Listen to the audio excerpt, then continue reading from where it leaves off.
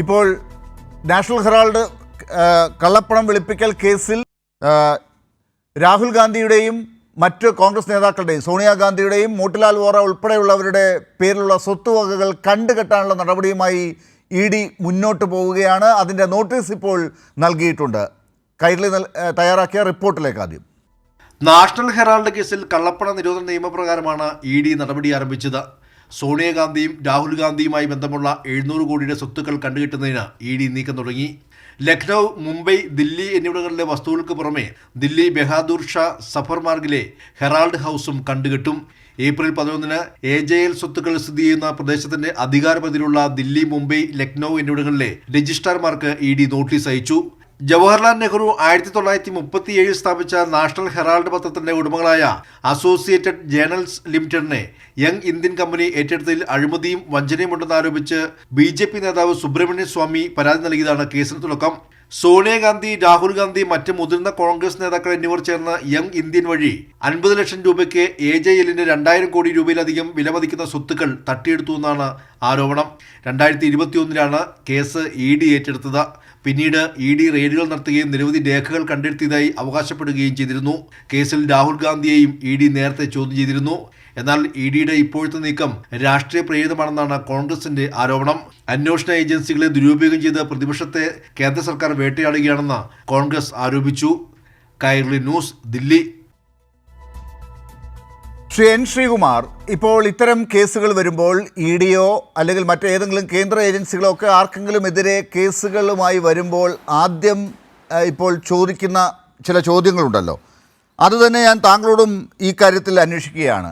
ഇപ്പോൾ രാഹുൽ ഗാന്ധിയും സോണിയാഗാന്ധിയും ഉൾപ്പെടെയുള്ള കോൺഗ്രസ് നേതാക്കളുടെ സ്വത്തുവകകളാണ് ഈ നാഷണൽ ഹെറാൾഡ് കള്ളപ്പണം വെളുപ്പിക്കൽ കേസിൽ ഇപ്പോൾ കണ്ടുകെട്ടാൻ പോകുന്നത്.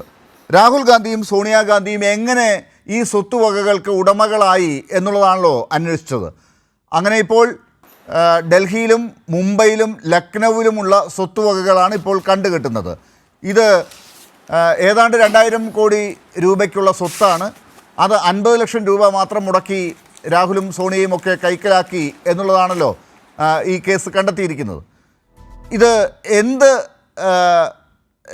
വക ഉപയോഗിച്ചാണ്, ഏത് സോഴ്സ് ഉപയോഗിച്ചാണ് രാഹുൽ ഗാന്ധിയും സോണിയാഗാന്ധിയും ഒക്കെ ഈ സ്വത്തുവകകൾ കൈക്കലാക്കിയത്?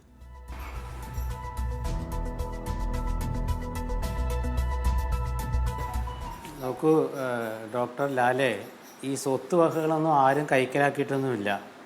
ഇന്ത്യൻ നാഷണൽ കോൺഗ്രസിൻ്റെ ഒരു മുഖപത്രത്തിൻ്റെ സ്വത്താണിത്. ഇത് ED അന്വേഷണം നടത്തി 50 മണിക്കൂറൊക്കെ രാഹുൽ ഗാന്ധിയൊക്കെ ചോദ്യം ചെയ്ത് ഒരു കേസ് ഉണ്ടാക്കിയെടുത്ത് രാഷ്ട്രീയമായിട്ട് കോൺഗ്രസിനെ നേരിടാമെന്നൊരു ധാരണയാണ് അവർക്കുണ്ടായിരുന്നു. അതിനുശേഷം നടന്ന പൊതു തിരഞ്ഞെടുപ്പിൽ BJPക്ക് ഏറ്റ തിരിച്ചടിയും രാഹുൽ ഗാന്ധിയുടെ നേതൃത്വത്തിലുള്ള ഇന്ത്യ സഖ്യത്തിന് ഉണ്ടായ മുന്നേറ്റമൊക്കെ നമ്മൾ കണ്ടതാണ്. ഇവിടെ ഒരു പാർട്ടിയുടെ പത്രവും ആ പത്രത്തിൻ്റെ ബന്ധപ്പെട്ട സ്വത്തും അതിൻ്റെ പേരിൽ ഏതെങ്കിലും നിയമ നടപടിയോ വല്ലതും സ്വീകരിച്ച് കോൺഗ്രസ് നേതാക്കൾക്കെതിരായിട്ട് നീങ്ങാം എന്നൊരു ധാരണ BJPക്ക് ഉണ്ടെന്ന് തോന്നുന്നു. അതവർ നടത്തട്ടെ, അതിന് നിയമപരമായിട്ട് ഇപ്പുറത്തും നേരിടാം. പക്ഷേ ഇതിൽ ഒരു വിഷയം എന്താണെന്ന് വെച്ചാൽ, എൻഫോഴ്സ്മെൻറ്റ് ഡയറക്ടറേറ്റിനെ ഉപയോഗിച്ചിട്ട് കോൺഗ്രസ് നേതാക്കളെയും ദേശീയ തലത്തിൽ ഇടതുപക്ഷ നേതാക്കളെയും അതുപോലെ BJPയുടെ വിമർശകരെയും ഒക്കെ നേരിടുന്ന ഒരു ഘട്ടമുണ്ട്. അതിനൊപ്പം തന്നെ ചില വിഷയങ്ങളിൽ EDയുടെ വരവ് അനിവാര്യവുമാണ്. അത് രണ്ടും രണ്ടായിട്ട് തന്നെ കാണേണ്ടിയിരിക്കുന്നു. പക്ഷേ രാഷ്ട്രീയമായിട്ട് EDയെ ഉപയോഗിക്കുന്ന തലത്തിലേക്ക് എത്തുമ്പോഴാണ് അത് വളരെ രൂക്ഷമായ രീതിയിൽ ആ പാർട്ടികൾ പ്രതികരിക്കുക. ഇവിടെ രാഹുൽ ഗാന്ധിയെയും സോണിയാഗാന്ധിയെയും ED അവരെ വിളിച്ചു വരുത്തി മണിക്കൂറുകളോളം ചോദ്യം ചെയ്തപ്പോൾ ഡൽഹി സ്തംഭിച്ച കാര്യമൊന്നും നമ്മൾ മറക്കാറായിട്ടില്ല. ഇതിൽ പശ്ചാത്തലം ഒരുപാട് കഥകളുണ്ട്, അപ്പോൾ അതിലേക്ക് പോകാനുള്ള സമയമില്ല. പക്ഷേ ഇന്ത്യൻ നാഷണൽ കോൺഗ്രസിൻ്റെ നേതാവായ ജവഹർലാൽ നെഹ്റു സ്വാതന്ത്ര്യ സമര സേനാനികളിൽ നിന്ന് പിരിച്ചെടുത്ത പണം കൊണ്ടുണ്ടാക്കിയ അസോസിയേറ്റഡ് ജേർണൽസ് എന്ന ഒരു സ്ഥാപനത്തിൻ്റെ പത്രമാണ് നാഷണൽ ഹെറാൾഡ്. ആ പത്രം ഇന്നും ഭംഗിയായിട്ട് ഇറങ്ങുന്നുണ്ട്, ഇന്നും ഇറങ്ങിയിട്ടുണ്ട്. ഇന്ന് അതിൽ നല്ലൊരു ലേഖനം മല്ലിക സാരാഭായിയുടെ ഒരു ഇൻ്റർവ്യൂ ഇന്ന് അതിൽ കൊടുത്തിട്ടുണ്ട്. വളരെ നല്ലൊരു ഇൻ്റർവ്യൂ, അവരുടെ ഒരു കാഴ്ചപ്പാട്. അപ്പോൾ അങ്ങനെയുള്ള ഒരു പത്രം BJPയെ വിമർശിക്കുന്ന ഒരു പത്രത്തെ കെട്ടുകെട്ടിക്കുക എന്നുള്ള ഒരു താല്പര്യം ഒരുപക്ഷെ BJPക്ക് ഉണ്ടായിരിക്കാം. അതുകൊണ്ടാണ് സ്വത്ത് കണ്ടുകെട്ടെന്ന് പറഞ്ഞത്. സ്വത്ത് കണ്ടുകെട്ടട്ടെ, കാരണം ഇത് അല്ല, നമ്മുടെ നാട്ടിൽ ഇപ്പോൾ ഇതുപോലെയുള്ള കേസുകളൊക്കെ വരുമ്പോൾ സാധാരണ ആളുകൾ ചോദിച്ചുകൊണ്ടിരിക്കുന്ന, മാധ്യമങ്ങൾ ചോദിച്ചുകൊണ്ടിരിക്കുന്നത്, അതല്ലെങ്കിൽ രാഷ്ട്രീയ പാർട്ടികൾ, ഒരു രാഷ്ട്രീയ പാർട്ടിയോട് ഇത്തരം കേസുകൾ വന്നാൽ മറ്റ് എതിർ രാഷ്ട്രീയ പാർട്ടികൾ ചോദിച്ചുകൊണ്ടിരിക്കുന്നത്, എന്ത് സേവനം കൊടുത്തിട്ടാണ് നിങ്ങൾ ഈ പണം നേടിയത്, എന്ത് പൈസ എവിടെ നിന്ന് കയ്യിൽ നിന്ന് കിട്ടിയിട്ടാണ് നിങ്ങൾ ഈ കാര്യങ്ങൾ വാങ്ങിയത് എന്നൊക്കെയാണല്ലോ. അതേ ചോദ്യം ഞാൻ ഈ കേസിൽ ചോദിക്കുകയാണ്, ഞാൻ ഒന്ന് ഉന്നയിച്ച് നോക്കുകയാണ്. രാഹുൽ ഗാന്ധിക്കും സോണിയാഗാന്ധിക്കും എന്താണ് അവർക്ക് അനധികൃതമായ സ്വത്ത് ഉണ്ട് എന്നുള്ളത് കൊണ്ടാണല്ലോ, അവർ അനധികൃതമായി സമ്പാദിച്ച സ്വത്ത് എന്നുള്ളത് കൊണ്ടാണല്ലോ ഈ പറയുന്ന സ്വത്തുക്കൾ ഇപ്പോൾ കണ്ടുകെട്ടുന്നത്. 700 കോടിയുടെ സ്വത്തുക്കൾ കണ്ടുകെട്ടുകയാണ്. ഇത്രയും സ്വത്തുക്കൾ അവരുടെ കയ്യിലേക്ക് എങ്ങനെ വന്നു എന്നത് പറയണ്ടേ? ഇത് താങ്കൾ പറഞ്ഞതുപോലെ ജവഹർലാൽ നെഹ്റു സ്വതന്ത്ര സമര സേനാനികളിൽ നിന്നൊക്കെ പിരിച്ചെടുത്തുണ്ടാക്കിയ ഒരു പത്രത്തിൻ്റെ സ്വത്തുവകകളാണല്ലോ. അതെങ്ങനെയാണ് നിയമപരമല്ലാത്ത രീതിയിൽ രാഹുൽ ഗാന്ധിയുടെയും സോണിയാഗാന്ധിയുടെയും കയ്യിലേക്കൊക്കെ എത്തിയത്?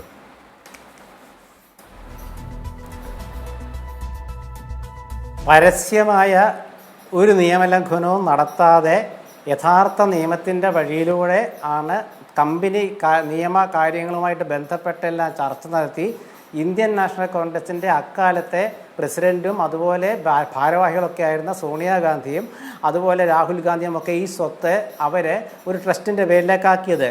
ഇത് പലിശരഹിത വായ്പ. അത് ഒരു കഥയുണ്ട് എൻ്റെ ലാലിൻ്റെ പിന്നിൽ. പലിശ മേടിക്കാതെ ഈ അസോസിയേറ്റഡ് ജേർണലിസ്റ്റ് എന്ന സ്ഥാപനത്തിന് 50 കോടി രൂപ കൊടുത്ത് ആ പത്രം ഒന്ന് നിലനിൽക്കാൻ വേണ്ടി ശ്രമിച്ച് അതിനുശേഷം അത് തിരിച്ചടയ്ക്കാൻ പറ്റാതായപ്പോൾ യങ് ഇന്ത്യ എന്നൊരു കമ്പനി രൂപീകരിച്ച് ആ കമ്പനിയുടെ പേരിലാണ് ഈ സ്വത്ത്. അല്ലാണ്ട് സോണിയാഗാന്ധി രാഹുൽ ഗാന്ധി ഒന്നും വാങ്ങിച്ചതല്ലത്. ഇത് ഇന്ത്യൻ നാഷണൽ കോൺഗ്രസിന്റെ അത് ഈ പറയുന്ന താങ്കൾ പറഞ്ഞത് 50 കോടിയാണ്, പക്ഷേ 90 കോടിയിൽ പരം രൂപയാണെന്നാണ് ഞാൻ മനസ്സിലാക്കുന്നത്. 90 കോടിയിൽ പരം രൂപ കോൺഗ്രസ് പാർട്ടി ഈ അസോസിയേറ്റഡ് ജേർണൽസ് ലിമിറ്റഡിന് കൊടുത്ത് ഈ പത്രം ഇറക്കാൻ വേണ്ടി കൊടുത്ത പൈസ എങ്ങനെയാണ് യങ് ഇന്ത്യ കമ്പനിയിലേക്ക് വന്നത്? അത് നിയമപരമാണോ? എന്നിട്ട് ഇപ്പോൾ ഒരു 50 ലക്ഷം രൂപ ലോണായി എടുത്ത് നൽകിക്കൊണ്ട് ഈ പറയുന്ന സ്വത്തുവകകളൊക്കെ ഈ യങ് ഇന്ത്യ കമ്പനിയിലൂടെ രാഹുൽ ഗാന്ധി, സോണിയാഗാന്ധി, മോട്ടിലാൽ വോറ, സാം പിട്രോഡ, സുമൻ ദുബെ ഇങ്ങനെയുള്ള ആളുകളുടെ കയ്യിലേക്ക് എങ്ങനെയാണ് എത്തിയത്?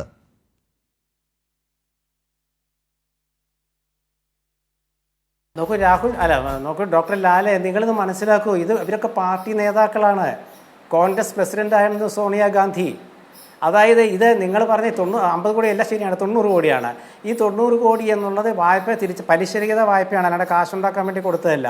അത് തിരിച്ചടയ്ക്കാൻ പറ്റാതെ ഒരു പാർട്ടിക്ക് ഇങ്ങനെ വാണിജ്യ ആവശ്യങ്ങൾക്ക് വേണ്ടി ഇങ്ങനെ ഒരു കമ്പനിക്ക് പണം നൽകാൻ ഏത് നിയമമാണ്? കമ്പനിക്കാരുടെ നിയമമൊക്കെ ആണല്ലോ നമ്മൾ ഇപ്പോൾ ഈ കാലത്ത് ചർച്ച ചെയ്യുന്നത്. ഒരുപാട് വായിച്ച് നമ്മൾ പഠിച്ച് അരച്ച് കലക്ക് കുടിച്ചിരിക്കുകയാണല്ലോ. അപ്പോൾ ഇതിൽ ഏത് വകുപ്പനുസരിച്ചാണ്, ഈ കമ്പനികാര്യ വകുപ്പിലെ ഏത് നിയമത്തിൻ്റെ ഏത് വകുപ്പനുസരിച്ചാണ് ഈ കോൺഗ്രസ് പാർട്ടി ഇത്രയും കോടി രൂപ ഇവർക്ക് കൊടുക്കുന്നത്?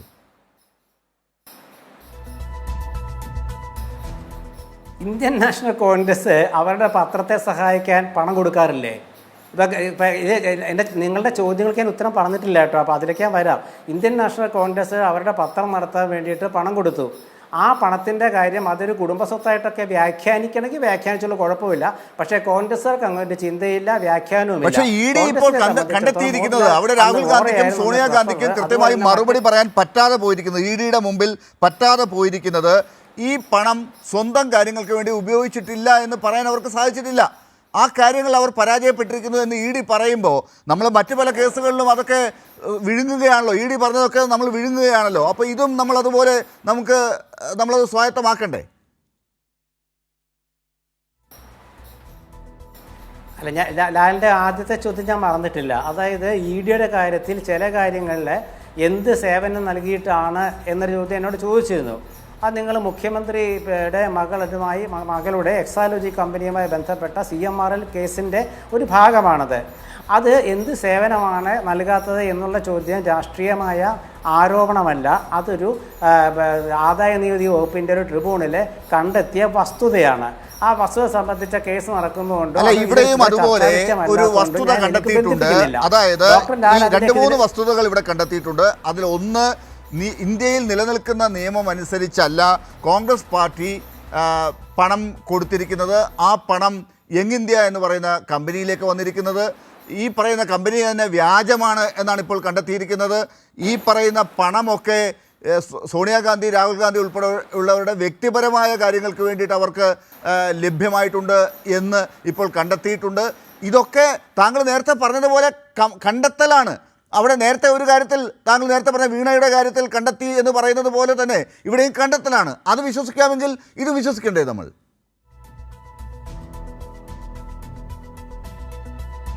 അല്ല, ഇത് രണ്ടും രണ്ടാണ്. ഒന്ന്, ഒരു 2 കമ്പനികൾ തമ്മിലുള്ള തർക്കത്തിൽ മുഖ്യമന്ത്രിയുടെ മകൾ ഇടപെട്ട വിഷയമാണ്. ഇത് ഇന്ത്യൻ നാഷണൽ കോൺഗ്രസിൻ്റെ പത്രത്തെ പൂട്ടാനായിട്ട്, അതുവഴി ഇന്ത്യൻ നാഷണൽ കോൺഗ്രസിൻ്റെ സന്ദേശം പ്രചരിപ്പിക്കുന്ന സംവിധാനത്തെ തകർക്കാനായിട്ടുള്ള BJPയുടെ രാഷ്ട്രീയ നീക്കമാണ്. രണ്ടായിട്ടാണ് കാണുക. ഒന്ന് ബിസിനസ്. ഇത് ബിസിനസ് അല്ലെന്ന് ഞാൻ പറയാൻ കാരണം 90 കോടി രൂപ ഇന്ത്യൻ നാഷണൽ കോൺഗ്രസ് വായ്പ അനുവദിച്ചത് പലിശയില്ലാതെയാണ്.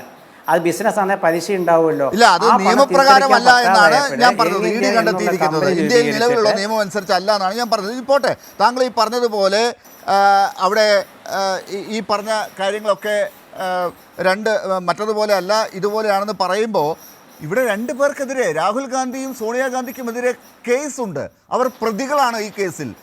അതേസമയം നിങ്ങളൊക്കെ മുഖ്യമന്ത്രി രാജിവെക്കണമെന്ന് പറയുന്ന മറ്റേ കേസിൽ മുഖ്യമന്ത്രി ഇല്ല. അവിടെ ആകെയുള്ളത് ആ പറയുന്ന കമ്പനി നടത്തുന്ന ആളുടെ പിതാവാണ് മുഖ്യമന്ത്രി എന്നുള്ളത് മാത്രമാണ്. അത് വച്ചിട്ടാണ്. അപ്പോൾ ഇവിടെയും ED തകർക്കാൻ ശ്രമിക്കുകയാണ് രാഷ്ട്രീയമായി എന്നാണ് CPM ഉൾപ്പെടെ ഇടതുപക്ഷം ഉൾപ്പെടെ പറയുന്നത്. അവിടെ നിങ്ങൾക്ക് അത് വിശ്വാസമില്ല. ഇത് കൃത്യമായി അങ്ങനെ വിശദീകരിക്കേണ്ടി വരുന്നു. അതെന്തുകൊണ്ടാണ് എന്നാണ് ഞാൻ ചോദിച്ചത്. അത് കഴിഞ്ഞ് ഞാൻ അനിൽകുമാറിലേക്ക് പോകാം. അതായത് ഒരു പാർട്ടിയുടെ പത്രവും ആ പത്രത്തിൻ്റെ സ്വത്തും അത് സംബന്ധിച്ച വ്യവഹാരവും ഒന്ന്. ഇപ്പോഴത്തെ പിണറായി വിജയൻ എന്ന മുഖ്യമന്ത്രിയുടെ മകളുടെ കമ്പനിയും മറ്റൊരു കമ്പനിയും, ആ കമ്പനിയിൽ സർക്കാരിൻ്റെ ഒരു കമ്പനിയുടെ ഓഹരിയുമുണ്ട്. അവർ തമ്മിലുള്ള ഒരു ബിസിനസ് ഇടപാടിൽ ഈ ആദായ നികുതി വകുപ്പ് കണ്ടെത്തിയ ഒരു വിഷയം. ആ വിഷയത്തിൽ ആദ്യം മുഖ്യമന്ത്രി പറഞ്ഞത് അതിൽ PV എന്ന അക്ഷരത്തിൽ ഞാനല്ല, പാർട്ടിയെ തന്നെ പറഞ്ഞു. കഴിഞ്ഞ ദിവസം മുഖ്യമന്ത്രി പറഞ്ഞത് എൻ്റെ മകളുമായി ബന്ധപ്പെടുത്തി എന്ന ആ ഒരു വിഷയം അദ്ദേഹം തന്നെ പറഞ്ഞു. അപ്പോൾ അദ്ദേഹം തന്നെ സമ്മതിച്ചു. അതിനെ തുടർന്ന് ഇത് CPMൻ്റെ ഒരു താല്പര്യമാണ്, മുഖ്യമന്ത്രിയെയും മകളെയും സംരക്ഷിക്കുക എന്നുള്ളത്. ഇടതുമുന്നണിയുടെ നയമല്ലെന്ന് CPIയുടെ സംസ്ഥാന സെക്രട്ടറി ബിനോയ് വിശ്വം മിനിയാന്ന് പറഞ്ഞിട്ടുണ്ട്. അദ്ദേഹം പറഞ്ഞ വാക്കിതാണ്. അതായത് അതൊക്കെ നമുക്കറിയാം, ആ വാക്കുകളൊക്കെ നമുക്കറിയാം, വെറുതെ നമ്മൾ ആവശ്യമില്ലാതെ പോകേണ്ടതില്ല. പക്ഷെ ഇവിടെയും താങ്കൾ പറയുന്നത് പോലെ ഇവിടെയാണെങ്കിൽ നേരിട്ട് രാഹുൽ ഗാന്ധിയും സോണിയാഗാന്ധിയും അതിൽ പ്രതികളാണ്. അവർ തന്നെയാണ് ഇതിനകത്ത് പണം ചിലവാക്കിയിരിക്കുന്നത്. നികുതിയുടെ വെട്ടിപ്പ് ഇവിടെയും ഉണ്ട് എന്ന് കണ്ടെത്തിയിട്ടുണ്ട്. ഈ പറയുന്ന കോൺഗ്രസ് പാർട്ടിയിൽ നിന്ന് പണം ഇവിടെ യങ് ഇന്ത്യയിലേക്ക് കൊടുത്തിട്ടുണ്ടെങ്കിൽ അതിൽ നികുതി വെട്ടിച്ചിട്ടുണ്ട് എന്നതാണ് EDയുടെ കണ്ടെത്തൽ. അപ്പോൾ ഇതൊക്കെ നമുക്ക് കള്ളപ്പണം വെളുപ്പിക്കൽ കേസ് ആണ് എന്നുള്ളത് പ്രകടമായ കേസുമാണ്. ഇതൊക്കെ അതുമാത്രം രാഷ്ട്രീയ വേണ്ടിട്ടേ ആകുന്നു. ഇപ്പുറത്തത് മാത്രം അതങ്ങനെ കാണാൻ നിങ്ങൾക്ക് സാധിക്കുന്നുമില്ല. അവിടെയാണ് പ്രശ്നം.